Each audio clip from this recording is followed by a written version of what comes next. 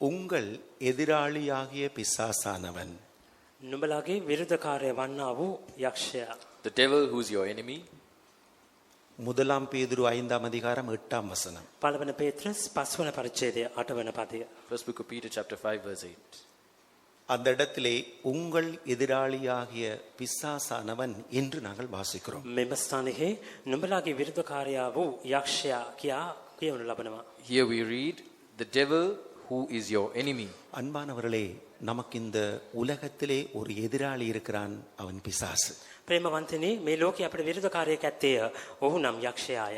Beloved, we have an adversary on this earth and that is the devil.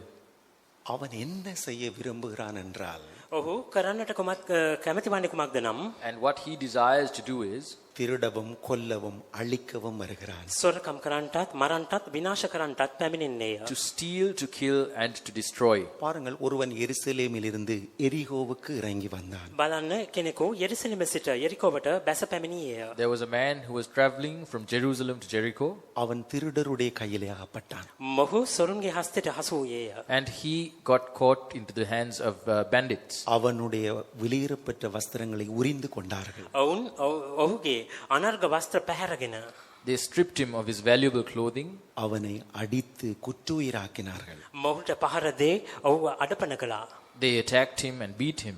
இவனமாய் திருடன் திருடவும் கொல்லவும் அழிக்கவும் வருகிறான். මෙලෙසින් සොරකම් කරන්නටත් මරන්නටත් විනාශ කරන්නටත් පැමිණෙන්නේය. In the same way, the thieves come to kill and steal and destroy.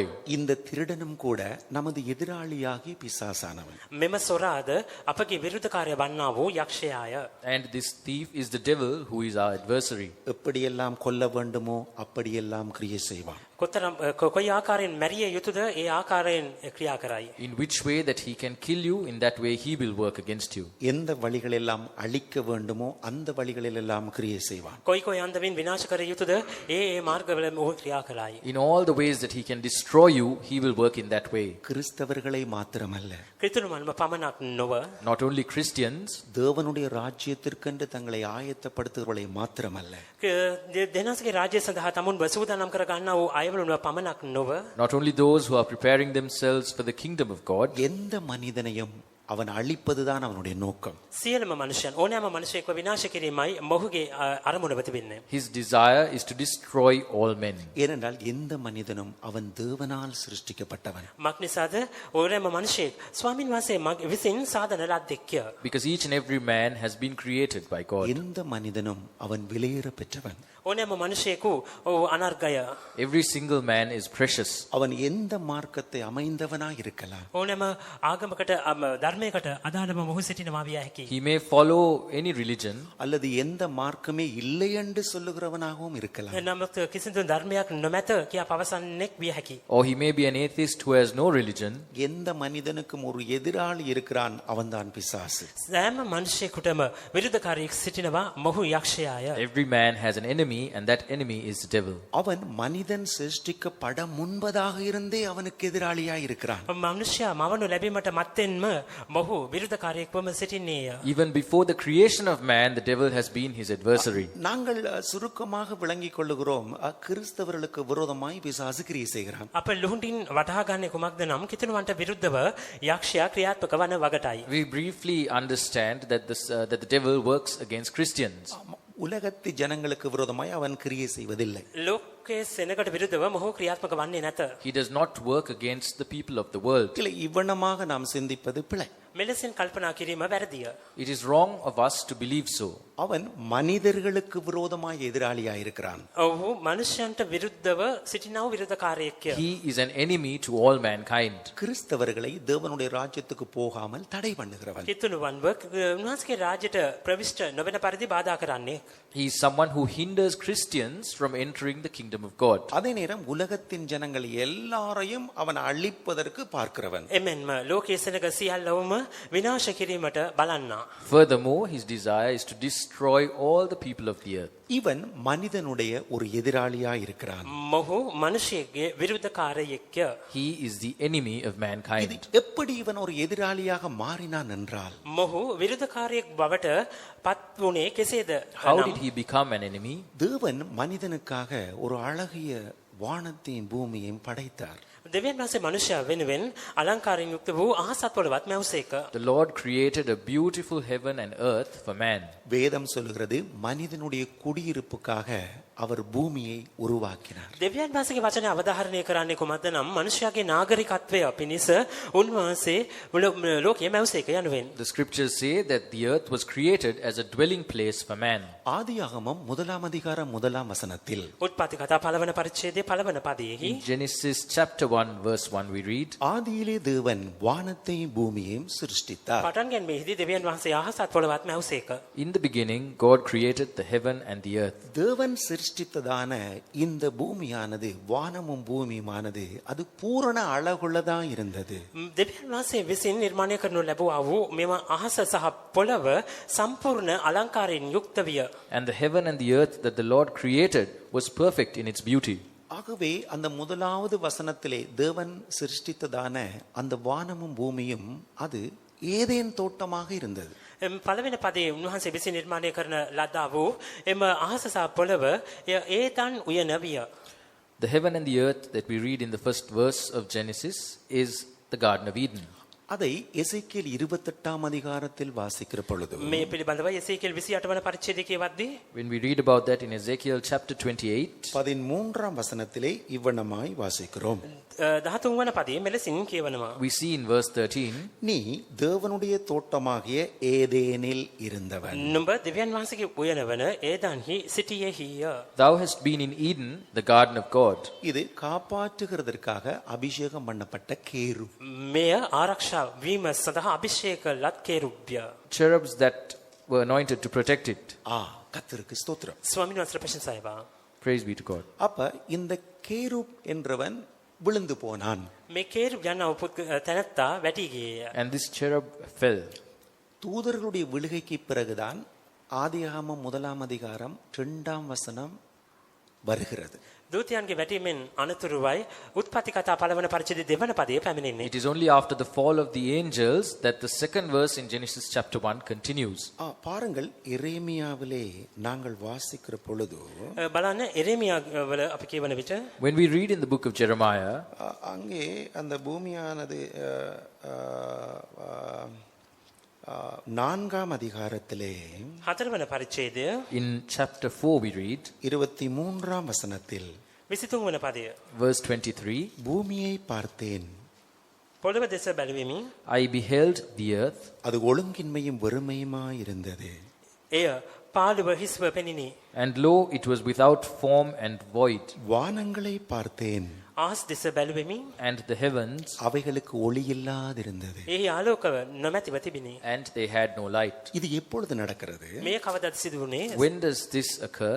ஆதியாகமம் 1 அதிகாரம் 2 வசனத்தில் උත්පත්ති පළවන පරිච්ඡේදයේ දෙවන පදයේදී In Genesis chapter 1 verse 2, பூமியானது ஒழுங்கின்மையும் வெறுமையுமாயிருந்தது. පොළව වනාහි පාළුව හිස්ව තිබින.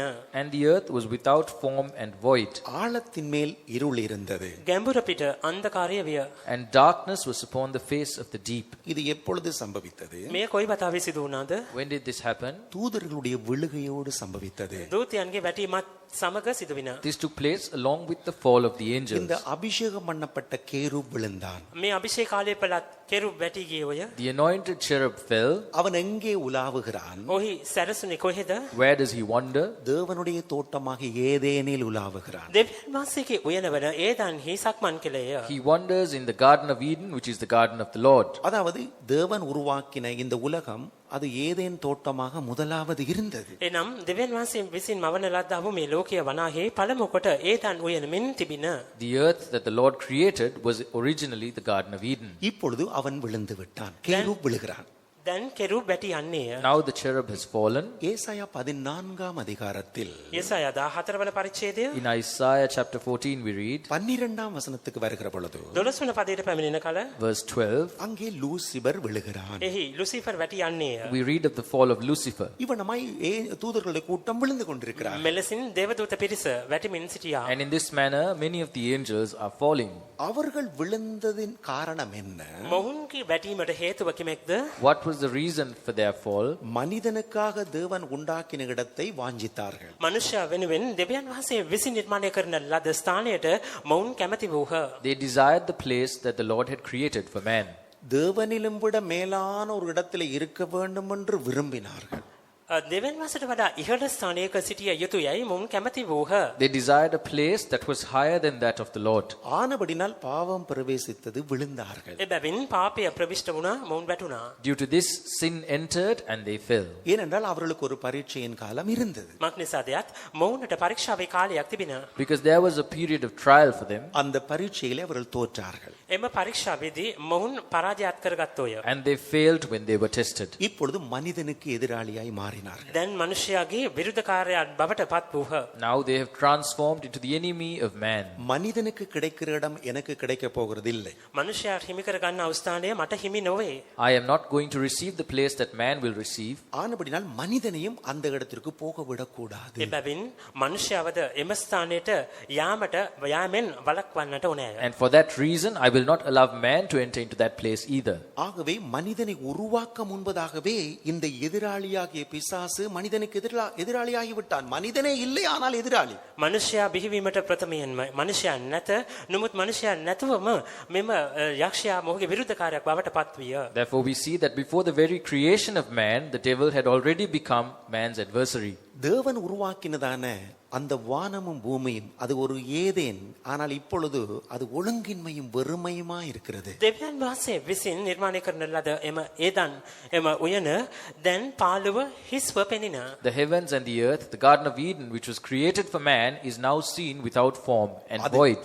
இருளாக இருக்கிறது. එය දැන් අඳුරින් පිරී තිබේ. It is filled with darkness. ஆனால் தேவனுடைய நோக்கம் மாறவில்லை. නමුත් දෙවියන් වහන්සේගේ අදහස වෙනස් නොවිය. However, the intention of the Lord did not change. மனிதனுடைய குடியிருப்புக்காக உருவாக்கப்பட்ட உலகத்தை அவர் மறுசீரமைக்கிறார். මනුෂ්‍යයාගේ නාගරිකත්වය සඳහා නිර්මාණය කරනු ලැබුවා වූ ලෝකය උන්වහන්සේ ප්‍රතිසංස්කරණයට ලක් කරනසේක. Once again, he sets in order the place that was created for the dwelling of man. அந்த இடத்திலே ஒரு ஏதேன் தோட்டத்தை உண்டாக்குகிறார். එම ස්ථානයේදී ඒදන් උයනද උන්වහන්සේ නිර්මාණය කරනසේක. He creates the Garden of Eden in that place. இந்த இரண்டாவது ஏதேனிலே தேவன் மனிதனை கொண்டு வந்து வைக்கிறார். මේ දෙවෙනි ඒදන් උයනෙහි දෙවියන් වහන්සේ මනුෂ්‍යයා ගෙනවිත් පිහිටුවනසේක. In this second Eden, the Lord brings man and puts him there. ஆனால் நான் நினைக்கிறேன் இந்த கேரு பார்த்திருப்பான், ஏற்கனவே இந்த ஏதேனிலே உலாவின பொழுது நான் எவ்வளவு மகிமையா இருந்தேன்.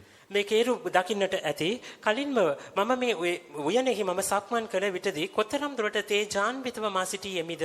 The cherub must have thought, when I wandered in this place before, I was filled with so much glory. எவ்வளவு விலையேறப்பெற்ற கற்களின் மத்தியிலே நான் இருந்தேன். කොතරම් දුරට අනර්ග ගල් වලින් යුක්ත වූ අනර්ගව මම සිටියෙමිද. I was surrounded by precious stones. ஆனால் இப்பொழுது இந்த மனிதன் இந்த ஏதேனிலே இருக்கிறான். නමුත් මේ මනුෂ්‍යයා දැන් ඒදන්හි සිටිනේය. But now man lives in this Garden of இவனை Eden. இதிலே இருக்க விடக்கூடாது, இவனை துரத்த வேண்டும். මොහුව මෙම ස්ථානයේ සිටීමට සලස්වන්නට හොඳ නැත. මෙම ස්ථානින් මොහුව පන්නා දැමිය යුතුය. I must not allow him to remain here. I must chase him away. இவனை உருவாக்குவதற்கு முன்பதாகவே எதிராளியாக இருக்கிறான். මොහුව නිර්මාණය කිරීමට ප්‍රථමයෙන්ම විරුද්ධකාරයෙක්ව සිටිනවා. He was the enemy of man before the creation of man. மனிதன் உருவாக்கப்பட்ட பொழுது நேரடியாய் அவனுக்கு விரோதமாய் அவன் வருகிறான். මනුෂ්‍ය නිර්මාණය කරනු ලැබීමෙන් අනතුරුව ඍජු ලෙසම මොහුට විරුද්ධකාරයෙක් බවට මොහු පෙනී සිටිනවා. And after the creation of man, he is directly the enemy of mankind. இந்த ஆதாம் ஏவாளுடைய காலம் அறியாமையின் காலம். ආදම් සහ ඒවගේ කාල පරිච්ඡේදය වනාහි අහිංසකවේ කමේ කාලයයි. The period of Adam and Eve was a period of innocence. கர்த்தருடைய நாமத்துக்கு ஸ்தோத்திரம். ස්වාමින් වහන්සේගේ නාමයට ප්‍රශංසා වේවා. Praise be to the name of God. இப்பொழுது கிருபையின் காலம் என்று சொல்வதைப் போல දැන් කරුණාවේ යුගය කියා අමතනු ලැබීම මෙන්ම Like the present period is known as the period of grace. 2000 ஆண்டுகள் கடந்தும் போய்விட்டது. අවුරුදු 2000ක් ගත වී ඇත. 2000 years have passed. ஆனால் இந்த ஆதாமும் ஏவாளும் அவருடைய அறியாமையின் காலத்திலே எத்தனை நாட்கள் பிசாசுக்கு முகம் கொடுத்தார்களோ தெரியாது. නමුත් ආදම් සහ ඒව තමන්ගේ අහිංසක කමේ කාල පරිච්ඡේදය තුල කොයි අවස්ථාවේදී මොනතරම් යක්ෂයාට මුහුණ දුන්නාදයි අප නොදනිමු.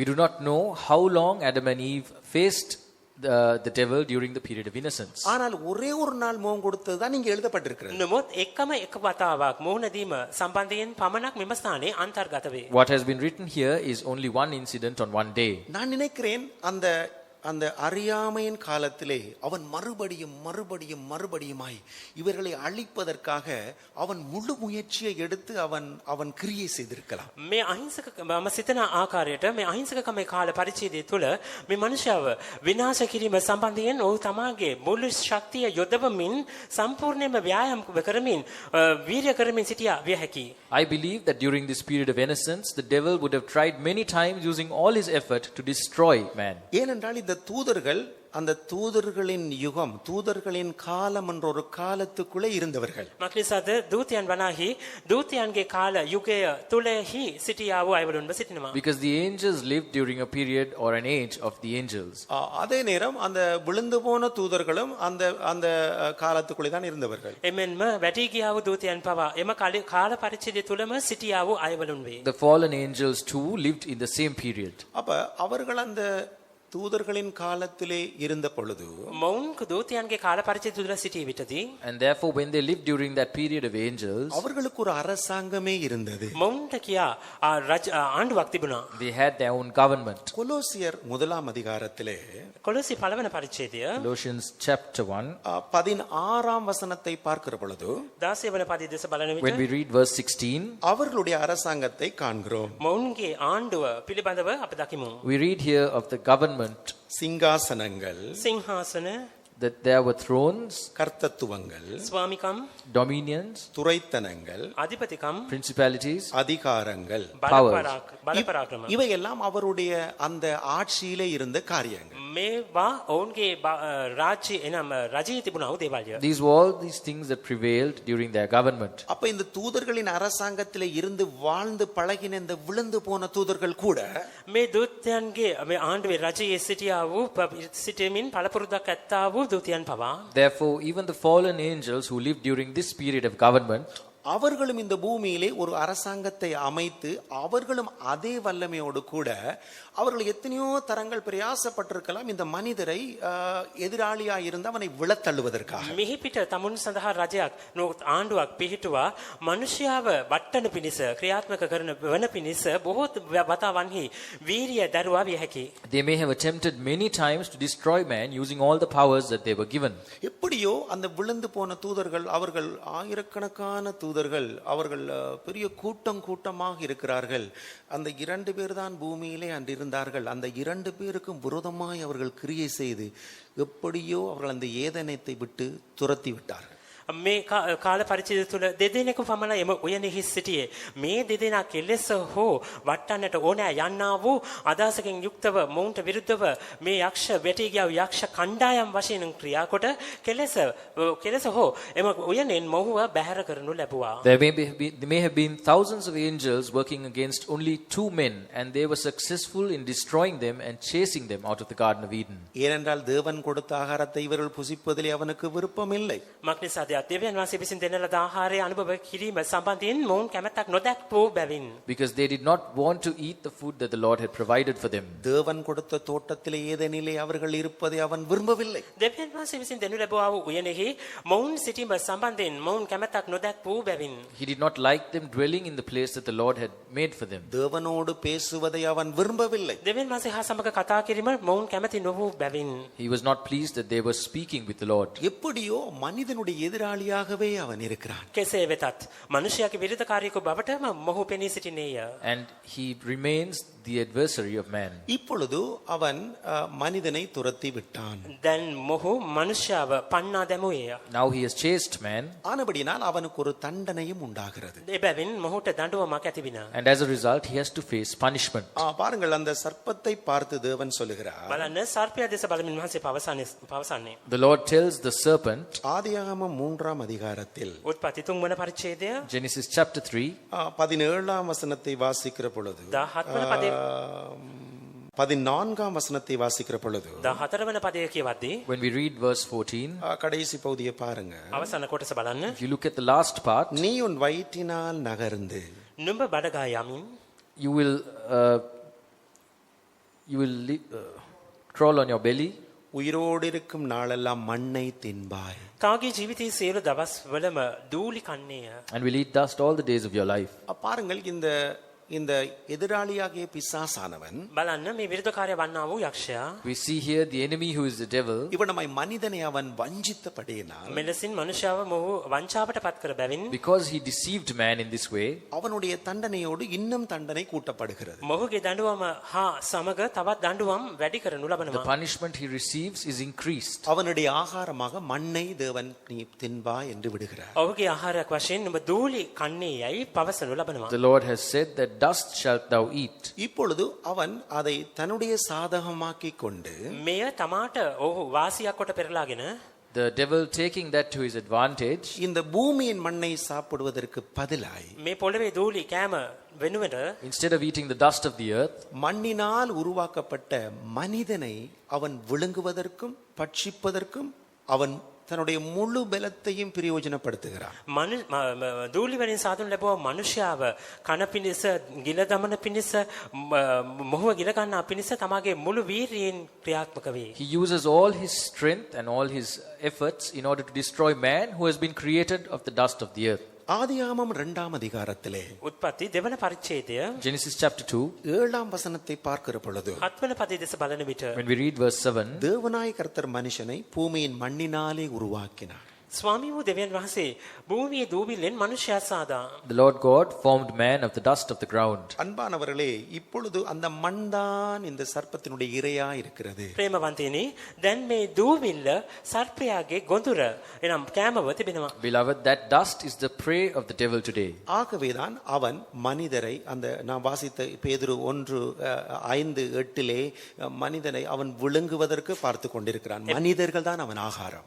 එබැවින් අප මීට මොහොතකට කලින් කියවුණු ලැබුවා වූ පළවන පේතෘස් 5 වන පරිච්ඡේද 8 වන පදයේ සඳහන් වී ඇත්තා වූ මනුෂ්‍යයා එනම් මොහු ඔබමව ඇවිදිමින් ගිල ගන්නට බලාගෙන සිටින්නා වූ මනුෂ්‍යාවේ. And therefore, as we read in 1 Peter chapter 5 verse 8, it is his food and that it is his desire to swallow or to eat man who has been created of the dust of the earth. அதே நேரம் வெளிப்படுத்தல் 12ஆம் அதிகாரத்துக்கு வருகிற பொழுது එමෙන්ම එළිදරව් 12 වන පරිච්ඡේදයට පැමිණෙන කල When we read Revelation chapter 12, அங்கே ஒரு ஸ்திரியை காண்கிறோம். මේ ස්ථානයේ ස්ත්‍රියක් දකිනවා. we read of a woman here அவள் ஒரு ஆண் குழந்தையை பெறுகிறாள். ඇය පිරිමි දරුවෙකු වදන්නීය. who receives a man child. அந்த பிள்ளையை அந்த சர்ப்பமானது பட்சித்து போடும்படி அது ஆவலாக காத்து கொண்டிருக்கிறது. මෙම දරුවාව ගිල දමන පිණිස මෙම සර්පයා බලාගෙන උන්නේය. We see here that the serpent is waiting to devour this child. இந்த ஆண் குழந்தை யார் என்று சொன்னால் මේ පුරුෂ දරුවා කවරෙක්ද නම් And who is this child?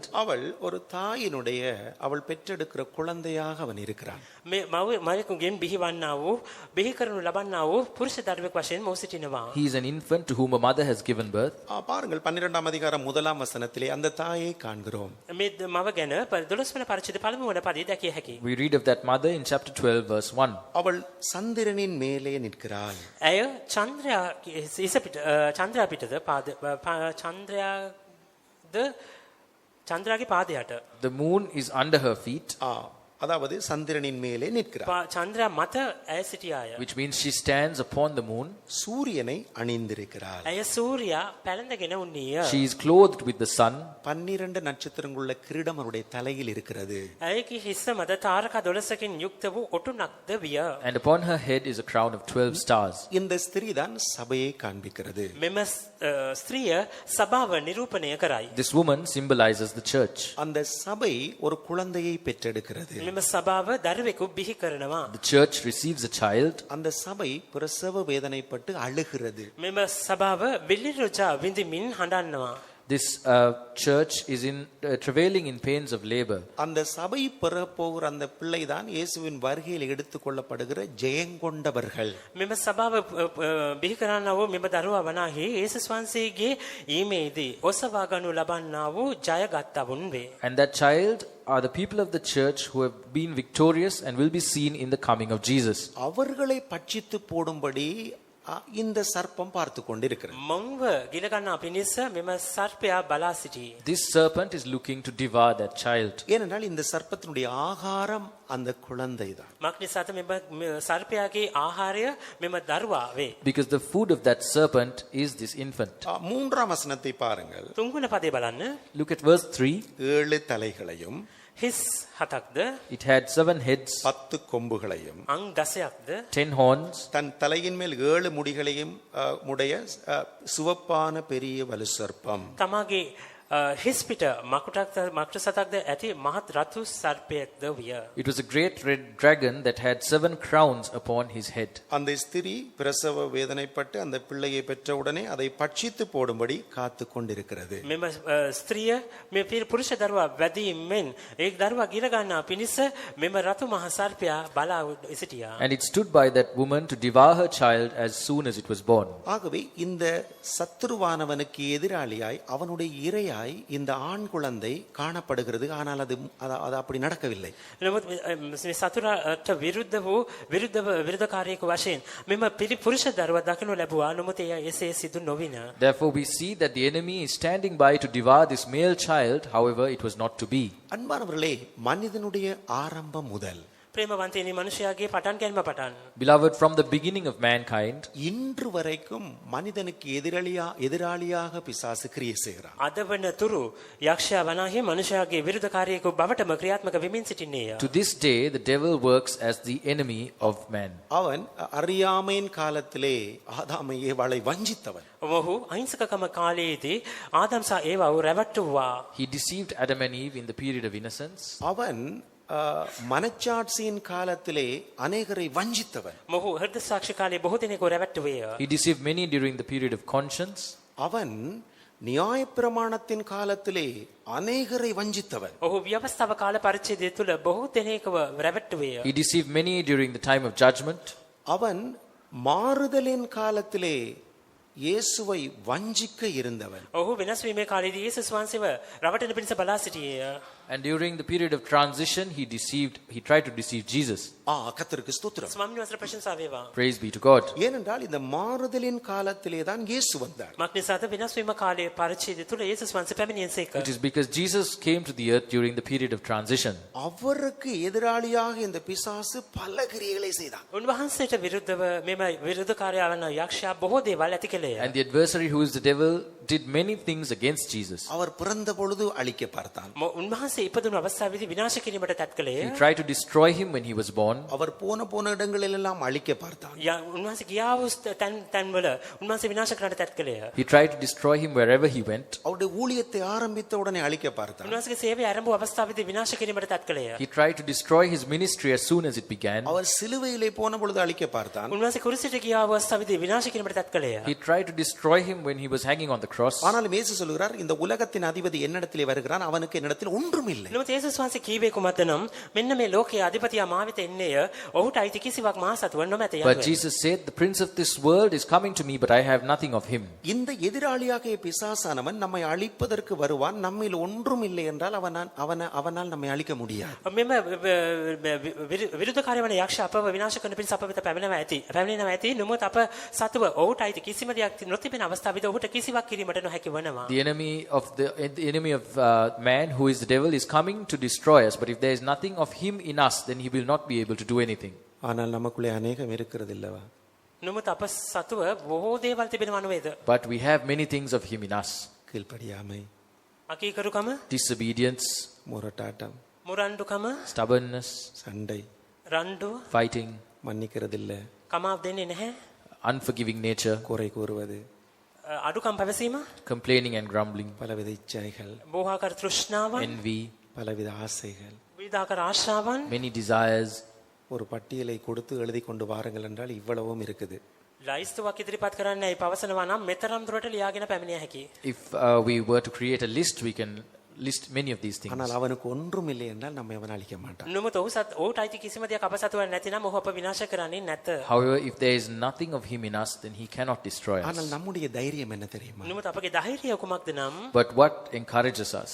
அவர் நம்மை யார் என்று அறிந்திருக்கிறார். අප කවුරුන්දයි උන්වහන්සේ දැනගෙන සිටිනසේක. He knoweth our frame. උන්වහන්සේ අපගේ රාමුව දැනගෙන සිටිනවා. நாம் மண் என்று நினைவு கூறுகிறார். අප දූලියයි සිහි කරනසේක. He remembers that we are dust. அவருக்கு தெரியும் நம் மண்.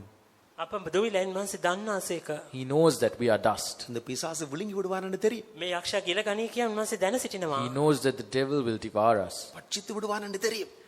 ගිල ගනී කියා දැන සිටිනසේක. He knows that the devil will devour us. அடிக்கப்பட்ட ஆட்டுக்குட்டியாய் பிதாவுக்கு முன்பதாக இருந்து பிசாசு நம்மளை கை போடாதபடி இம்மட்டுமாய் காத்த தேவன் தொடர்ந்தும் பாதுகாப்பார்.